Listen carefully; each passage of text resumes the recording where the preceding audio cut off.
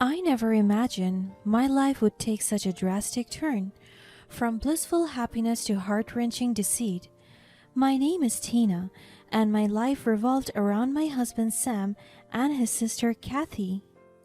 We were like an inseparable trio, and I considered Kathy my best friend. I am so fortunate to be in a relationship with my husband and to have a long lasting bond with his sister. She is my best friend. From the moment that my husband introduced me to his family way back when we were still dating, Kathy and I instantly clicked. It's like we were long lost sisters. We had the same humor, style, favorite foods, music taste, passion, and career path. We were like soul sisters, and we knew that we were meant to cross paths. Sam would sometimes joke about us being the real soulmates, and we would agree to that statement. I loved being around her, especially in terms of food hangouts and travels. Because of our friendship, I instantly became comfortable and felt welcomed by their family. Aside from having a fun and exciting sister, Sam also has two loving parents that do love and appreciate me. They accepted me wholeheartedly and they even treated me as their own back when we were still dating. It feels surreal to be loved by a family that makes you feel safe and accepted. I am often included in their trips, family gatherings, adventures, and even some of the lowest moments of their lives. I grew to love them, and over time, I'm slowly becoming part of their family. And it became official when Sam finally took out the ring, knelt before me, said the words, and I screamed the biggest yes of my life. This man is the love of my life, and I could never imagine navigating this world without him and his family by my side. The first few years of marriage were amazing. We decided not to have children yet because we wanted to focus on ourselves first. We traveled, worked on our careers, managed side hustles, invested, grew our income, and made lots and lots of memories together. But lately, my husband has grown cold towards me. Some said it is normal for relationships who just got past the honeymoon stage, maybe because of boredom and monotony. But I'm very certain that this is only just a mild rift in our relationship and we can clearly and strongly overcome this phase. And I'm very much certain because Kathy is with me. She keeps on reminding and advising me that everything will be alright and my husband will soon bring back his loving treatment towards me. I had an idea in mind that I think will solve Sam and my conflict. I told him that I wanted us to have a child already because we had enough time for ourselves through our various travels and other leisure times. We are also financially capable already and there is no need to worry. And I was so shocked by his reaction because he was so angry that he almost hit me. Baby, I'm not yet ready. We planned this already. We need 3 years to think about it. Are you dumb? I'm completely taken aback by his sudden rise of voice, but I tried to calm him out by talking to him softly. I went close to him and placed my hands on his shoulders. Babe, I'm so sorry. I just feel like our relationship is drifting apart and I just wanted us to be closer again, and I think having a baby will help us. He shrugged off my hands and looked at me angrily. Are you high or something? Because which part of we need 3 years to think about it that you don't understand? I told you I don't want a baby yet. Just get the fuck out of here. I need peace. You are so irritating clinging around me. I feel my heart beating so fast because I was too nervous by his reaction. I walked out and called Kathy immediately. I told her that Sam and I had a big fight, and she was so comforting by telling me that Sam is just stressed and that my feelings are valid and that both of us will rise above this challenge. And I agreed with her. Our bond was rough as days went by, but I still stood by my husband's side because he would still show me his affection from time to time until the fateful day when everything changed. One evening, Sam discovered a secret I had kept hidden, my $1 million savings. I mean, it was not a secret because the money was intended for our children, but I saw him navigating through my files and documents while scrolling through my computer. Oh, babe, you scared me. What are you doing going through my things? I could sense the coldness in him as he remained focused on the screen, but then he faced me. I didn't mean to startle you, Tina. I was just looking for some paperwork and I stumbled upon this folder here on the computer. It had your name on it, so I thought it might be important. I looked at the screen and it was my personal bank statements. It's just some personal savings. I have been putting aside some money for a rainy day. How much money are we talking about here? Why didn't you tell me about it? His voice was firm and sounded angry. It's not a huge amount, just a few $1,000s. I didn't think it was a big deal and I wanted to surprise you someday. Oh, surprise, huh? Well, you've surprised me. Why did you keep it a secret? I didn't want you to feel like I was hiding anything. It's just with everything going on, I thought it would be nice to have a little extra security. Security? Tina, are you trying to save up for something specific? Is there something you're not telling me? I've been thinking about our future, Sam. I want us to have a better life, and having some savings gives me peace of mind. And specifically speaking, it's for our baby. And for now, I want to save up some more. Tina, you know I want the best for both of us, but we are a team and we should be making financial decisions together. You don't have to carry this burden alone. I know, Sam, but with everything that has happened, I just felt like I needed to have some control over our situation. I was so amazed by how Sam handled the situation. It feels like the same way he used to manage our conflicts in the early stages of our relationship. You know what's a better way to spend that money? I looked at him in confusion.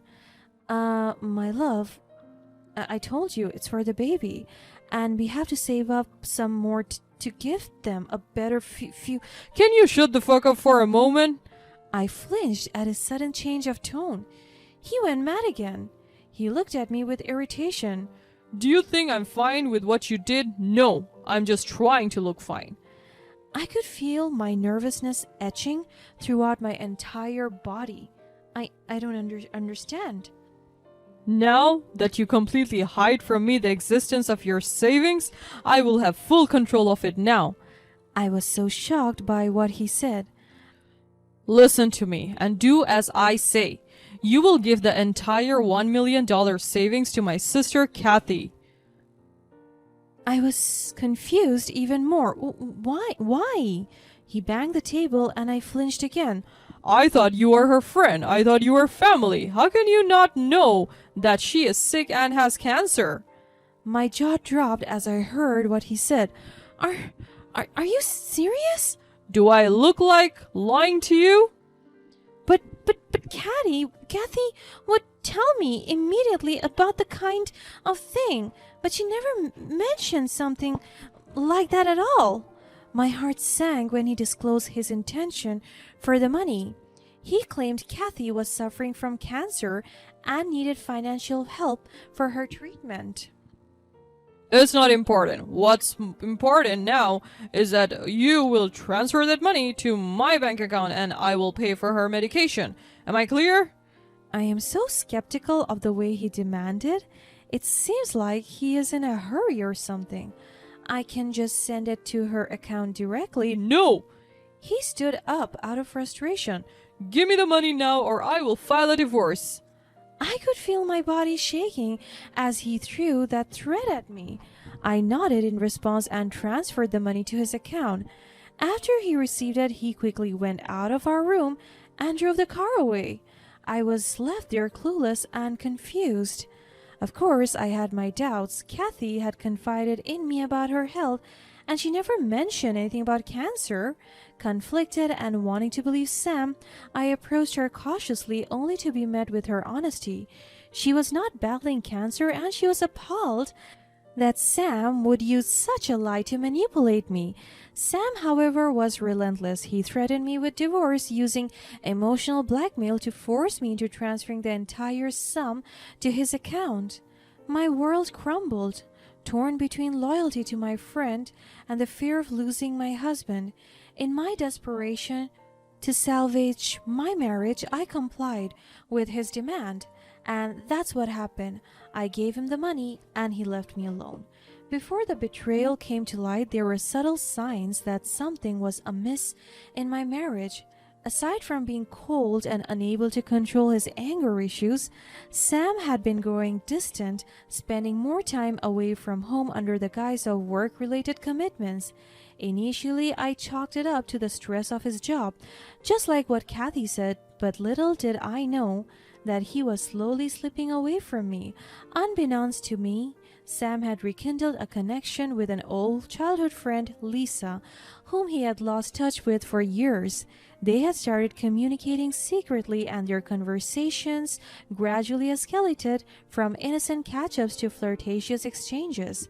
Sam, feeling neglected in our relationship due to my trust and focus on Kathy, sought comfort and validation from Lisa. Their affair had been going on for months before Kathy discovered their betrayal. I was so blessed to have Kathy in my life because she told me everything that she knew. She had seen them together on multiple occasions, capturing enough evidence to shatter my world into pieces. She wrestled with the decision to tell me, hoping that she could protect me from the pain. But in the end, she couldn't bear witnessing my life crumble any further, and Kathy told me that she gathered evidence. She showed me a photo of them kissing, holding hands, and there was even a voice recording she took during one of their family gatherings when Sam was talking to her on the phone at the restroom. She was quick to record it and keep it as evidence. As I discovered the truth, my world collapsed around me. The love and trust I had placed in my husband were shattered, replaced with a mix of anger and heartache. I felt humiliated, not only because of his affair, but also because he had manipulated me into giving away my savings under pretenses. It was then that I knew my revenge needed to be more than just reclaiming my money and cutting them off from my life. I wanted to make them taste the bitterness of their betrayal, to expose their hypocrisy and deceit for the world to see. With Kathy's help, I devised a plan that would not only expose their affair, but also leave them both humiliated and regretful of their actions. We decided to stage a gathering inviting all of our mutual friends and family, including Lisa, under the pretext of a reconciliation party. Little did they know that this was our stage for justice. As the night unfolded, Sam and Lisa seemed oblivious to the impending storm. Kathy and I bided our time, waiting for the opportune moment. When the atmosphere was right, we revealed everything. I stood tall, my voice unwavering as I recounted the lies and emotional manipulation I endured at the hands of my cheating husband. I played the recording of their deceitful conversations, exposing every detail of their affair for everyone to hear. Shocked gasps filled the room as their secret world crumbled before them. Sam's face flushed with shame, and Lisa's tears only deepened the humiliation. In that moment, I reclaimed my power and self-respect, while Sam and Lisa cowered in embarrassment. They had never expected me to take such a bold stance, and their remorse was evident in their faces. But my revenge didn't end there. I had one last surprise in store for them. I presented undeniable evidence of their affair to their workplaces, leaving them both with a tarnished reputation they could never escape. The consequences of their actions were no longer confined to our personal lives. They now had to face the repercussions in their professional spheres as well. As the night came to an end, I saw the once confident Sam and Lisa reduced to shadows of their former selves. The people they had once deceived now looked at them with disgust and disappointment. They had lost not only their lovers, but also the respect of those around them. Babe, please, I'm so sorry. I was also a victim. A victim? You hurt me. You changed. You are not the Sam that I used to know. You're not my husband. He knelt and pleaded for his life. Please, forgive me. I just wanted a little more thrill, and Lisa gave me that. But you're the one I love. Forgive me.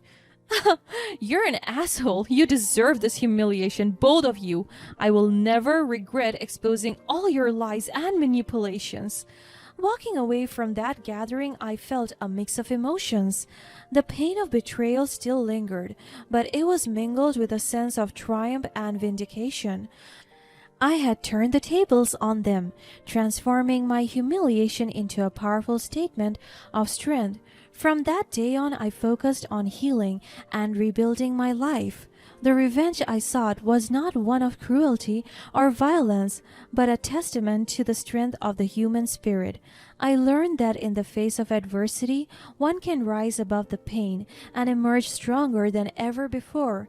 And as for Sam and Lisa, they were left to grapple with the consequences of their actions, forever haunted by the memory of the night they were exposed for the deceitful individuals they truly were. In the aftermath of that tumultuous night, life took on a different hue for me.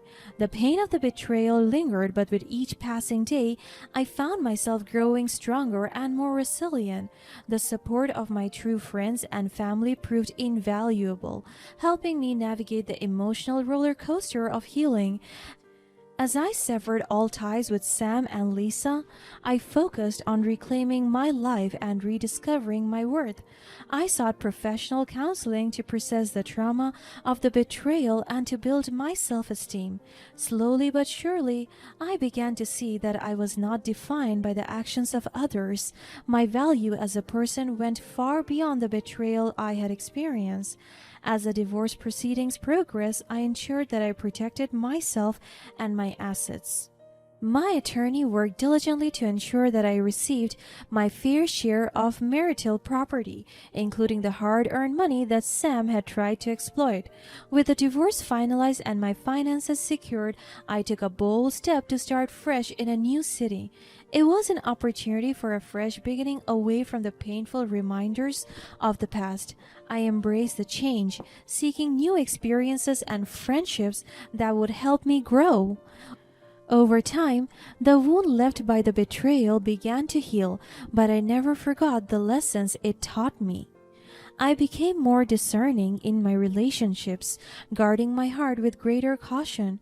Trust had to be earned, and I refused to settle for anything less than genuine love and respect.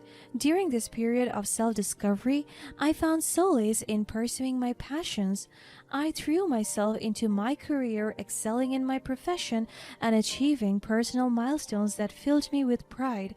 I also explored hobbies that had taken a back seat during my marriage, rediscovering the joy of painting and traveling. As the months turned into years, I received occasional updates about Sam and Lisa from mutual acquaintances. Their lives had taken a downturn both personally and professionally as the consequences of their actions continued to haunt them. It was a stark reminder that the choices we make can have lasting repercussions, shaping the trajectory of our lives. But I didn't derive satisfaction from their misfortunes. Instead, their plight reinforced my belief in the importance of empathy and forgiveness. I had found closure within myself, and harboring ill will towards them would only serve as a shackle to my happiness. Though I had experienced heartbreak and humiliation, I refused to let it define me. Instead, I embraced my newfound independence and the strength I had discovered within. The healing journey was not without its challenges, but it transformed me into a resilient, compassionate, and empowered individual. And when I finally encountered love again, it was different. I was cautious, yes, but also open to the possibility of a healthy, loving relationship.